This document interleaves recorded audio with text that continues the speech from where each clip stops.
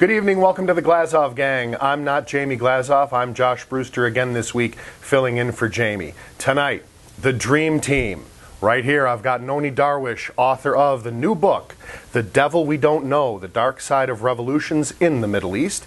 And she is the president of FormerMuslimsUnited.org. Next to her, I've got Susanne Reyto, author of Pursuit of Freedom. And next to me right here, I've got Shari Goodman from Act for America and a writer for Family Security Matters. Good evening. Good evening. Good evening. Good evening. Nice to be here. Let's get right into some current events, and then we'll get into some bigger topics. Right off the bat, Joe Biden embarrassed himself this week with some comments that I believe, Nonie, I'll start with you. I believe if a Republican were to have said something like, they're going to put you all back in chains, wow, the Republican Party would have a big problem. It seems to me like Joe Biden, he's embarrassed, but he gets a little bit of a pass, doesn't he, Nonie? Absolutely. Not just Joe Biden, but all of the Democrats.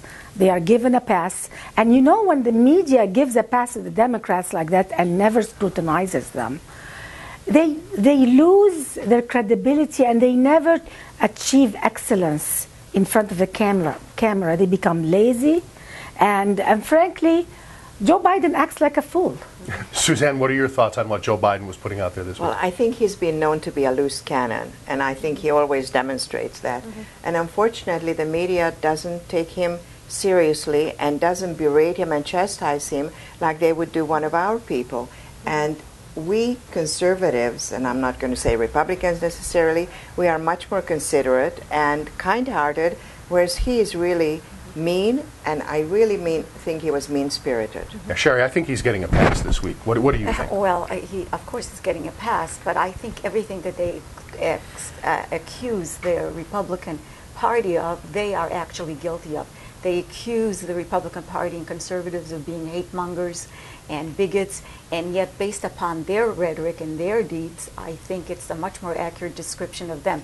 But I think it's very important that independents, we know conservatives understand this, but that independents understand that there is no free press when it comes to the mainstream media. The mainstream media is an arm of the Democratic Party, and I think it would behoove, especially independents, whose vote will be critical this coming September, to understand and not trust the information that they receive from the mainstream media and to seek out alternative viewpoints.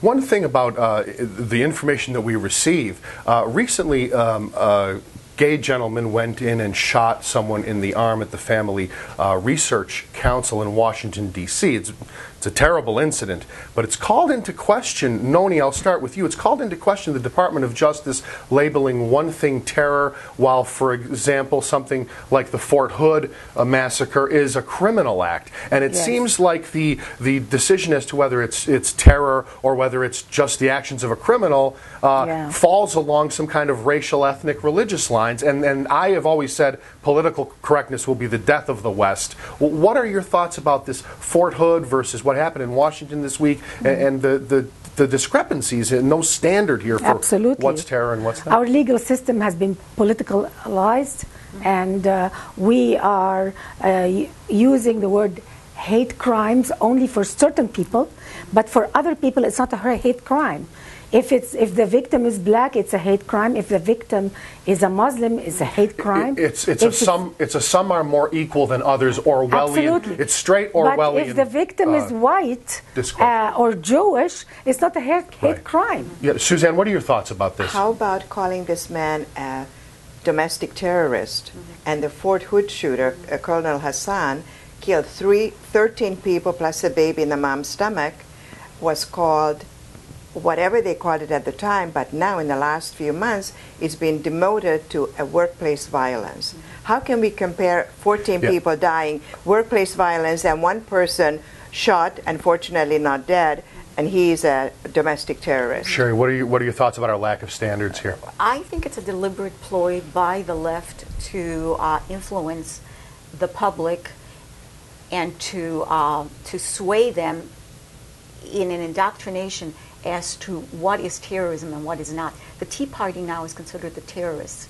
And this is what we conservatives are afraid of. We're afraid that in the future it will be the conservatives that will be the targets and will be viewed as the terrorists based upon the definition by Homeland Security and by the media of what a terrorist is. Well, it's very interesting. Oh, go ahead, Nonie. There's one thing I want to just this reminds me so much of living in the Middle East, where crimes, if it's done against a Christian, it's not a crime. I mean, nobody finds the criminal who did that. Yeah, well, I've always heard that, for example, in Saudi Arabia, if I wouldn't be allowed there, I'm Jewish, but if I were Christian and I hit someone with my car who's a Muslim, I would, the guilt is determined whether you're Muslim or Christian or whatever, is what I'm trying to say. The West now, the far left reminds me so much of this hypocrisy that I grew up with, and it looks so familiar for me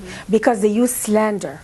Islam uses slander against their enemies, misinformation, propaganda, heavy propaganda against certain people only, and other people are allowed to do anything, and they are never wrong, But certain people are criminals without doing nothing. And I'm seeing this coming here to America. Now, the Tea Party are bad, and the occupiers, those drug addicts who are... They got a pass. They have a pass, and they are okay to do anything. Well, Nonie, I'm going to branch right off into this. I want to give you a couple of minutes here. You have a new book out, The Devil We Don't Know, The Dark Side of Revolutions in the Middle East. One question I have always wanted to ask you upon meeting you is, why don't the liberals just love you? Why aren't they embracing you with open arms? I mean, you're all about Western values. You're about the treatment of people equally, no matter what religion. You're all American. You're all American from head to toe. Why wouldn't the liberals love your perspective, considering where you come from and what you believe today and why you came to America? These are very liberal ideals. The word liberal has been completely co-opted. Let's talk about this. Why don't the liberals love you? This is a very important question, and it's devastating for me. Because after 9/11, a lot of Americans asked, why aren't the Arab Americans speaking out? And I put myself in the front line. And I spoke. The next day, after 9/11, I wrote articles exposing jihad. And I thought that especially liberals, I never meant to do it for conservatives. I wanted to speak to America. And I thought America will stand with me, will understand. And suddenly I was ground in between this horrendous fight between the far left, the liberals, and the conservatives. And unfortunately, the far left is treating me like an enemy.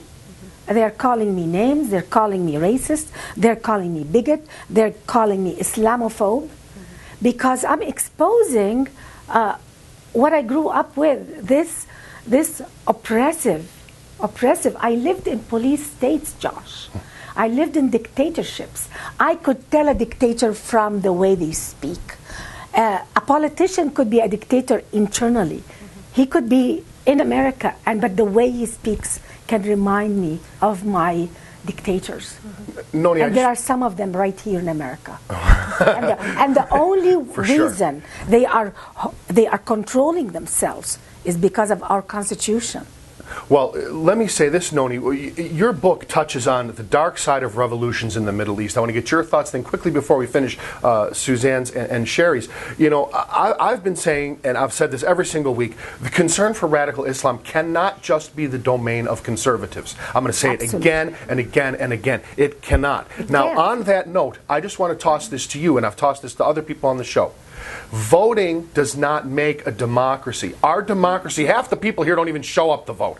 Our democracy is our rights and our American ideals. And if you don't have that on a piece of paper in Iraq or in Egypt or Syria or wherever, it doesn't matter. What are your thoughts on what I'm putting For democracy, what I said in the book, for democracy to happen, you have to have the moral and ethical and value system, the foundations, where people have the values that respect human rights, that respect opinion of others without saying, I'll kill you. I mean, if you are in a culture where wherever you express your views, that according to the laws of Islam, certain opinions will get you killed. Free speech is not allowed. There are laws that allow, actually Sharia law, in Sharia law, right. It actually allows coming to power through seizure of power. So how can you achieve democracy, even if you allow people to vote? When you get elected in a Muslim country and you are ruling under a law that tells you you can come to power through seizure of power. And to subjugate others, subjugate Christians, subjugate Jews. So let's hold that thought. Well, it doesn't make sense. Let's hold that thought just a second. At the top of our next segment, it's going to be a great segment. I'm going to have Susanne and Shari comment on what we're talking here in terms of democracy. But tomorrow night, we're going to talk about the very important case of Huma Abedin, Deputy Chief of Staff to Hillary Clinton. Don't miss it.